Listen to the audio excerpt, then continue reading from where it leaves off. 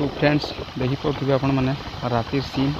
actually friends आम कंटाबांजी जाइनु गोधस आ गोधस के पहुँचनु आम 12:30 एक पाखापाखि तो सेन आधा घंटा गाधनु आधा घंटा गाधी सारापर वर्षा बेसी गला वर्षा बेसी है आम जेन छात थी से छात लुकी बसनु आउ सेनु बाहरी पड़नु आम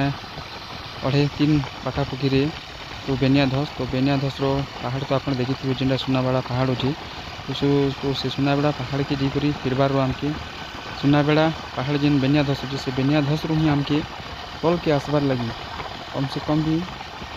7:30 पाखापाखि गला विजु एक्सप्रेस रोड के आसबार लगी तो यहाँ विजु एक्सप्रेस रोड रो सीन देखी पड़ती है रातिर व्यू तो आमके घर पहुँचे वाला लगभग 8:30 पाखापाखि हो गला तो फ्रेंड्स किसी हिसाब से थिला देखी पड़ती है रातिर व्यू विजु एक्सप्रेस 4 लाइन रोड तो बहुत जबरदस्त मस्त अच्छे देखी पड़ती गाड़ी मैंने राइट साइड रू सियाड़